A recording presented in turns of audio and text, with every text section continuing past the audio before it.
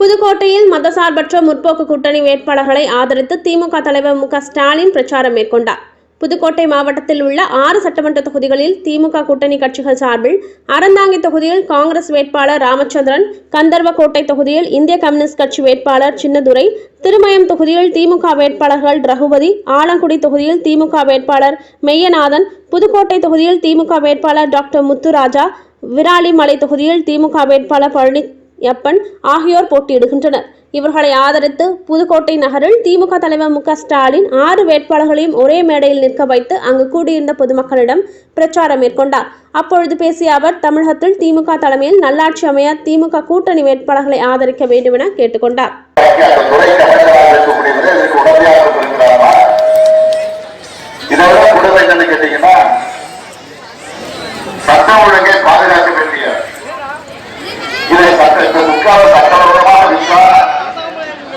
அதை கண்டுபிடிச்சு அவருக்குரிய தண்டனை வழங்கக்கூடியவர்கள் யாரு கேட்டீங்கன்னா காவல்துறை தான் நடவடிக்கை எடுக்கணும். அந்த காவல்துறையுடைய தலைவராக பிஜேபி இருக்கிறார் ராஜேந்திரன் ஒருத்தர். அவருக்கே மாவட்டம் கொடுக்கப்பட்டிருக்கு. சென்னை மாநகரத்திலிருந்து கமிஷனர் ஜார்ஜ் அவருக்கு லஞ்சம் கொடுக்கப்பட்டிருக்கு. இதெல்லாம் டைவிலாம் கிடைச்சிருக்கு.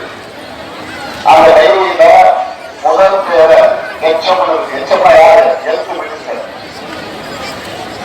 விஜயபாஸ்கர். அவருக்கு எவ்வளவு கொடுக்கணும், நாளைக்கு இருக்கிறது வரைக்கும் எவ்வளவு கொடுத்துருக்கோம், விவரம் இருக்கு. கமிஷனுக்கு எவ்வளவு கொடுத்தோம், டிஜிபிக்கு எவ்வளவு கொடுத்தோம் அப்படின்னு விவரம்லாம் இருக்கு. இதெல்லாம் இந்த ஐடி இன்கம் டாக்ஸ் வந்து அவருக்கு பிறகு சீர்திருத்த விசாரணையில் இருக்கு. அதனாலதான் குட்காப்புகள் அப்படின்னு பாஸ்கருக்கு சொல்றோம், விஜயபாஸ்கருக்கு சொல்றோம். அதே மாதிரி சீர்திருத்த விசாரணை ஒரு பக்கம் நடந்துட்டு இருக்கு. ஐடி ரைடு நடந்துச்சு, உங்களுக்கு தெரியும். அது மட்டும் இல்ல, ஆயிரத்தி நகர் நடந்துச்சு, மறந்துக்க மாட்டீங்க. அது ஆயிரத்தி நகர் நிறுத்தினாங்க இடையில. ஏன்னா பணப்பட்டுவாடா நடக்குது அப்படின்னு தேர்தல் கமிஷன் வரைக்கும் போய் தேர்தல் கமிஷனே அந்த இடத்துல நிறுத்துச்சு. அப்ப